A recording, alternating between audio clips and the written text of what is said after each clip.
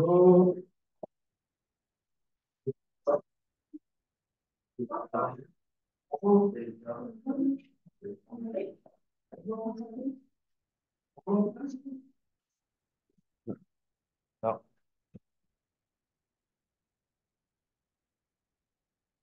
L'intérêt de la présentation doit se situer en fait un point de la réduit par tranche de 30 secondes en 15 supplémentaires. Les membres de l'équipe doivent parler pendant la présentation. Si cela n'est pas respecté, une pénalité de 5 points sera tranchée à la vie. Tout au long de la présentation, je présenterai des cartons dans les heures afin de montrer le temps restant. Je présenterai un carton lorsqu'il restera 10 minutes, 5 minutes, 1 minute, ainsi qu'un dernier carton lorsqu'il restera 30 secondes. Je ferai un décompte à l'aide de mes mains pour les 10 dernières secondes de la présentation. La présentation sera suivie par une période de questions des jeux d'une durée maximale de 5 minutes. Vous êtes évalué dès le début jusqu'au dernier moment passé avec les jeux dans la salle de présentation. Alors, je laisse maintenant les jeux se présenter. Ensuite, vous pouvez commencer dès que vous êtes prêt. Bonjour, Steve Poirier, je suis gestionnaire à l'Audi Québec de l'équipe de vérificateurs. bonjour, Christophe Deschamps, professionnel en vérification fiscale. Bonjour, mon nom c'est Emmanuel Arnaud, je suis auditeur chez Google. Enchanté. Vous commencez? Bon, bah déjà, bonjour, Monsieur Laplanche. Moi, je me présente, je m'appelle Victor. Moi, c'est Virginie Godreau. Et moi, Evelyne Dallaire. Et aujourd'hui, on a été mandaté par Revenu Québec, dans le fond, pour vous faire du service conseil par rapport aux petites questions que vous pouviez avoir sur votre comptabilité annuelle. On va essayer d'y répondre au maximum. Et puis, si vous avez des questions à la fin, on pourra totalement y répondre au besoin. Donc, comme plan de présentation aujourd'hui, on va faire le tour des missions, visions, valeurs pour Revenu Québec et l'entreprise et votre entreprise, Monsieur Lachance. On a aussi le mandat qu'on va présenter. On va présenter les forces, les faiblesses, les opportunités et les menaces. On va présenter aussi nos amortissements, ensuite les emprunts. On va aussi faire le flux de trésorerie et on va passer avec la conclusion. Donc, pour ce qui est de Revenu Québec, votre mission, c'est de contribuer au développement économique et social du Québec et aussi d'assurer le financement des services publics. Donc, pour la vision, c'est d'assurer l'équité fiscale en étant un organisme de performance innovatrice avant tout qui est tout juste pour vous tous. Donc. Puis les valeurs, c'est l'équité, l'excellence du service, l'intégrité et le respect. Donc, pour ce qui est de l'entreprise de garage, elle et Fils, votre mission, c'est vraiment d'offrir un service de qualité en région pour les adeptes de plein air, vu que vous faites de la mécanique pour les roulots. Pour ce qui est de vos valeurs, c'est l'intégrité, le service et vous avez vraiment une vision à long terme, vous êtes curieux et vous voulez toujours voir plus loin. Pour ce qui est du mandat, dans le fond, de ce qu'on avait compris quand on s'était joint au début, vous aviez plusieurs questions. Déjà, vous aviez une première question, c'était par rapport à certaines régularisations sur votre information comptable en général. Donc, on a essayé de répondre au maximum là-dessus. Ensuite, on avait des amortissements par rapport à différentes acquisitions durant l'année. Donc, vous voulez savoir ce qui pouvait être comptabilisé à l'intérieur ou non. On avait une analyse au niveau de votre emprunt. Donc, ça, on reviendra un peu là-dessus après parce qu'on a détecté certaines choses. Il y a eu une préparation et flux de trésorerie. Alors ça aussi, vous allez voir, on vous a vraiment détaillé et puis les fichiers seront en annexe. Et ensuite, bah, on a des recommandations et conseils pour ce qui est de la suite. Donc, pour ce qui est de le FFOM, dans le fond. Pour ce qui est de vos forces, c'est vraiment une entreprise familiale et vous êtes, comme je vous avais dit tantôt, dans le perfectionnement. Par contre, les points à améliorer, c'est vraiment l'expertise en comptabilité. Et heureusement, vous faites affaire avec nous aujourd'hui pour cela, ainsi que les opportunités. Mais comme je viens de mentionner, c'est de vous faire conseiller par nous on a vraiment des bons conseils à vous donner et aussi obtenir une plus grande fiabilité financière. Pourquoi? Parce que lorsque vous venez chercher un prêt ou quoi que ce soit avec les banques, ils veulent des vrais chiffres et nous, on est vraiment en mesure d'avoir la fiabilité dont vous avez besoin. Pour ce qui est par contre de vos menaces, c'est vraiment une opportunité, non, pardonnez-moi, un contrôle fiscaux. Donc, comme l'année dernière, c'est arrivé, vous avez des petits pépins avec vos contrôles fiscaux. Donc, on ne veut pas que ça arrive. Et pour ce qui est de l'autre menace, c'est la gestion financière à court terme parce que vous utilisez vos chiffres et ils sont, tu sais, exemple, vous venez voir dans votre compte bancaire, vous avez 20 000, mais est-ce que c'est vraiment ça? Est-ce qu'il y a vraiment un revenu, tu sais, le gouvernement qui va venir rechercher des sommes à devoir à la fin de l'année? on veut des relationships, donc ça pourrait être une menace pour votre entreprise. Donc, on passe au volet amortissement. Donc, nous, ce qu'on a fait, c'est l'amortissement de l'équipement spécialisé que vous avez demandé en question. Ce qu'on a fait, c'est un amortissement. On a commencé avec l'amortissement dégressif. Donc, voyons, linéaire. Donc, pour l'amortissement linéaire, le calcul, c'est l'amortissement de l'équipement moins la valeur cumulée divisée par le nombre d'années. Donc, nous, vous nous avez demandé pendant 5 ans. Donc, ensuite, on a fait un amortissement ici. Donc, je vais vous expliquer un peu les calculs. Pour 2023, en fait, là, on avait de 1er juillet au 31 décembre. Donc, ça nous fait 7 mois d'amortissement. Donc, ce que j'ai fait, c'est que j'ai pris le 160 000 plus le 8 000. Le 8 000 pour l'installation, en fait, on l'a inclus au montant capitalisé.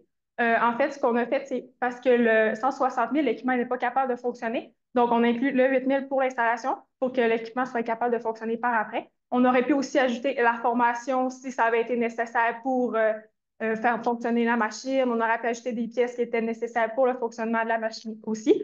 Puis, c'est ça, c'est ce qu'on a fait. Donc, j'ai fait le 168 000 divisé par moins 40 000 parce qu'on avait une valeur résiduelle de 40 000 Donc, j'ai fait le 168 000 moins le 40 000. J'ai divisé ça par 5, puis on avait juste pour 7 mois. Donc, j'ai fait divisé par 12 fois les 7 mois qu'il y avait. Donc, ce qui me donne un montant de 14 933 pour l'année 2023.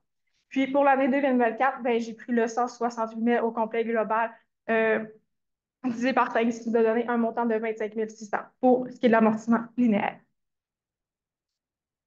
Ensuite, pour ce qui est de l'amortissement dégressif, donc c'est vraiment la valeur de l'équipement moins la valeur résiduelle, effectivement, la valeur résiduelle fois 30 donc ce qui nous donnait le montant d'amortissement. Exactement, c'est ça, c'est la valeur, le 168 000 moins le 40 000 de valeur résiduelle fois 30 Donc, même principe pour la première année, on a fait, c'est ça, donc c'est ça. Donc, Pour ce qui est de la section sur les amortissements, dans le fond, vous nous demandiez deux valeurs, une pour le bilan et nous, nous vous en a rajouté une pour l'état des résultats. Dans le fond, à votre bilan, ce qui va se passer, c'est que vous allez avoir votre immobilisation d'équipement avec le prorata de l'année. Vous allez amortissement cumulé en équipement au crédit et au débit. Et pour avoir le pendant à votre état des résultats, on vous a enregistré une charge d'amortissement au niveau de votre équipement de 14 933 dollars. Et donc, ça vous donne vos éléments au niveau de vos états financiers. Ensuite, là, on avait quand même une grosse section au niveau d'une acquisition via un emprunt, au niveau de votre outillage. Donc là, on vous a fait la première écriture qui était en date du 1er octobre 2023. Donc ça, c'est la signature de l'emprunt. Donc là-dessus, on a mis une section à court terme. Donc tout ce qui est en date dans 12 mois, ça doit être mis au passif en passif à court terme. Et l'autre section va être de l'emprunt à long terme. Donc c'est ça pour ça. Ensuite, on avait le 15 octobre, donc l'acquisition avec cet argent-là de votre outillage. Donc, on avait les 250 000 d'outillage complet. Donc, il y avait 200 000 qui provenaient de l'emprunt qui a été sorti de l'encaisse. 50 000, on ne savait pas comment vous le financiez au niveau de cette section-là. Donc, on s'est permis de le mettre au niveau de vos comptes fournisseurs. Donc, ce sera à regarder plus tard comment vous allez vous positionner là-dessus. Ensuite, en date du 31 décembre 2023, étant donné qu'on est en fin d'exercice, on est obligé de faire un certain nombre de régularisations. Donc, ces régularisations, elles sont là. On a l'intérêt sur la portion court terme de la dette à long terme. Donc, c'est-à-dire que là, on avait un intérêt donc, de 10%. Cette section-là, donc, on avait 20 000 d'intérêt pour la première année. On a ramené sur 3 mois sur 12 pour trouver la portion sur la fin de l'année. Donc, ça donnait 5 000. Et ensuite, on a enregistré une charge d'amortissement avec un amortissement cumulé pour l'outillage. Donc ça, pour l'instant, on n'a pas mis de montant vu que vous ne nous ayez pas dit un délai ou si vous vouliez faire par rapport à ça. Mais avec les tableaux qu'on vous a donnés sur les premiers amortissements, ça va être à peu près la même situation que vous allez avoir vous de votre côté. Euh, Ensuite, donc ça, c'est jusqu'au 31 décembre 2023. Donc ensuite, un an après, premier versement pour l'emprunt. Donc là, on en discutera sans doute après, mais on n'a pas tout à fait les mêmes montants que vous. C'est normal là-dessus. Donc l'emprunt à court terme pour l'outillage, donc la section capitale, était de 60 422 pour cette section-là. Ensuite, on avait l'intérêt sur la portion à court terme de la dette à long terme. Donc ça, c'était toute la section qui datait donc du 31 décembre jusqu'à aujourd'hui. Et pour la suite, on avait l'intérêt à payer, donc c'était le report de l'année dernière, pour un gros total de sortie d'encaisse de 80 422. Et comme il y a marqué, les tableaux explicatifs sont à la fin de vos documents. Donc, C'est ça. Et donc, en même temps, vu que ça faisait un an, on a constaté une mise à jour de la charge d'amortissement pour l'outillage. Donc, bah, sous la même méthode, amortissement pour amortissement cumulé, outillage, la même chose. Donc, passons au flux de trésorerie. Donc, pour le bénéfice net, en fait, c'est tout ce qui est les encaissements et les décaissements au cœur du métier. Donc, on voit la somme reçue de la clientèle. Ensuite, on est venu déduire, en fait, tous les décaissements que vous avez effectués, ce qui nous donne un bénéfice net dans le négatif à 41 000. Ensuite, pour ce qui est ensuite du flux de trésorerie lié aux activités d'exploitation, ça, c'est vraiment ce qui est client amortissement, où c'est pas réellement de l'argent, c'est exemple de l'amortissement. Puis ensuite, ben, il n'y en avait pas, mais on vous les a quand même mis, puisque si vous avez besoin pour les futures années, vous allez savoir quoi entrer dans les flux de trésorerie liés aux activités d'exploitation. Donc, pour la section des flux de trésorerie liés aux activités d'investissement, on avait une disposition corporelle d'un terrain, puis on avait fait l'acquisition d'actifs corporels du terrain et d'un immeuble, donc ce qui nous a donné un montant de 13 000 On avait aussi l'émission d'actions et de dividendes. On avait aussi l'augmentation et diminution des emprunts à long terme. Donc, on a emprunté à court terme au cours de l'exercice à 55 000 puis on a versé là, des emprunts là, sur le court terme de 7 500 ce qui nous donne un flux de trésorerie lié aux activités de financement de 51 500. Pour ce qui est, par exemple, de l'acquisition, vous avez mis terrain et immeuble ensemble. Par contre, pour les futures années, on vous conseillerait de les diviser ensemble puisque le terrain n'est pas amortissable et l'immeuble, vous allez pouvoir l'amortir puisque le terrain a une durée de vie limitée. C'est ça. Puis là, vous allez pouvoir faire le choix vous, au niveau de votre linéaire ou du dégressif, suivant la situation. Mais c'est sûr que pour l'immeuble, les deux sont intéressants. Mais on sera discuté aussi à la suite de ça, du choix le plus approprié. Donc là, ce qu'on se résume, en gros, on a vu une augmentation, une diminution. Dans le fond, on a pris tous nos flux de trésorerie de l'année. Donc là-dessus, on a fait une addition. Donc ça nous a donné un montant. Donc là, on avait 2500 à ce gros total-là, auquel on a ajouté notre trésorerie en début d'année. Dans le fond, c'est ce qui nous restait de l'année dernière. Et donc, quand on additionne les deux, ça nous donne notre trésorerie en fin d'année. Donc là, elle est vraiment à jour avec les informations que vous nous avez données. Mais c'est sûr que si vous vous rendez compte qu'il y a des stocks, des clients ou des éléments à rajouter, on pourra vous envoyer les fichiers et tout. Vous aurez juste à les le remettre dedans pour avoir plus d'informations comptables là-dessus. Donc, les éléments à retenir, oui, vous avez une volonté de vous améliorer, de voir plus loin, et c'est justement ce qui vous a amené à venir nous consulter. Par contre, le support pour les principes comptables que vous avez besoin, vous allez pouvoir aller les chercher via soit un CPA ou nous. Puis ensuite, plusieurs méthodes d'amortissement disponibles, comme vous allez voir avec les lumières, les recettes, etc. Le suivi des emprunts et le remboursement. Comme on avait vu, il y a quand même des petites coquilles, là, donc à voir dans les années futures. Et la mise en forme d'un flux de trésorerie selon les normes comptables, donc ce qu'on vous a montré tout à l'heure.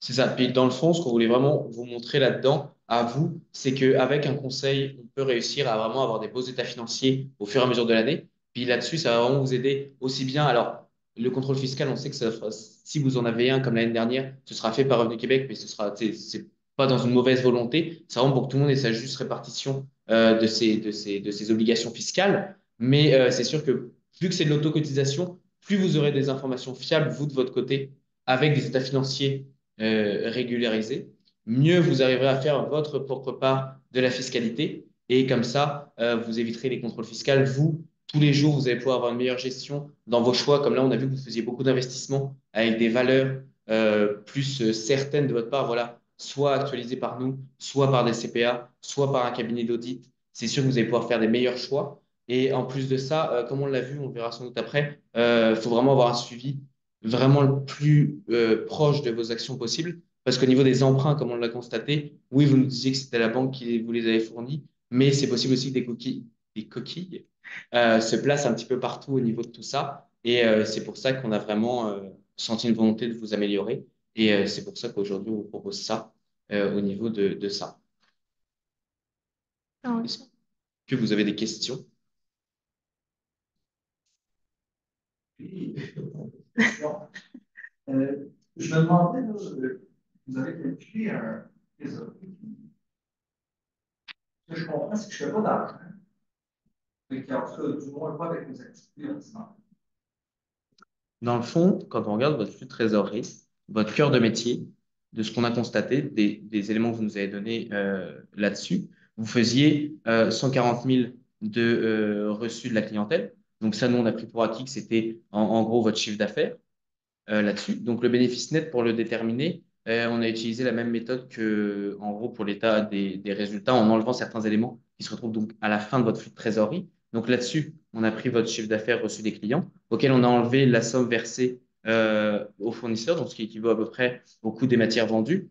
Et ensuite, on a enlevé des charges administratives payées, qui sont donc ça en dehors, entre guillemets, de votre coût de fabrication, mais qui viennent vraiment impacter votre bénéfice net. Là-dessus, on a mis des frais financiers payés. Alors, on aurait pu les mettre à une autre section, mais étant donné qu'ils ont été payés au moment où vous nous avez fourni les éléments et qu'ils n'étaient pas à payer dans le futur, on les a inclus dans le calcul de votre bénéfice net.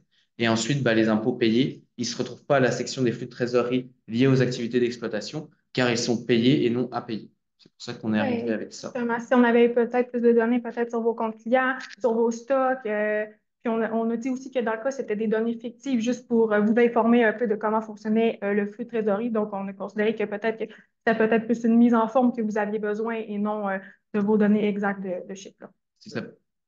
Puis, Ça répond bien à ma question. J'aurais juste une petite question, mettons, avec l'information que vous avez présentement.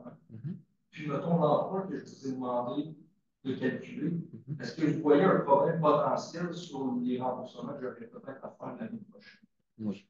Honnêtement, oui, parce qu'au niveau de ça, c'est sûr qu'il va falloir trouver de la liquidité assez rapidement. Donc, voir vous, de votre côté, au niveau de vos stocks, ce qu'il y a réellement, parce qu'on comprend que vous avez acheté 80 000, mais vous, faut regarder vraiment ce que vous avez utilisé pendant l'exercice, les différents éléments. Si vous possédez des comptes clients, essayez de les recouvrir au plus vite sur ces éléments-là pour réussir à, voilà, à vous dégager un fonds de roulement plus important pour réussir voilà, à subvenir à vos obligations bancaires. C'est Mais exactement. Sinon, trouver des actionnaires peut-être pour investir dans votre entreprise ou peu importe, pour trouver de l'argent c'est comme ça, ça, là. c'est ça. J'ai une question en fait par rapport au amortissement. Ça fait peut-être un millier de installation.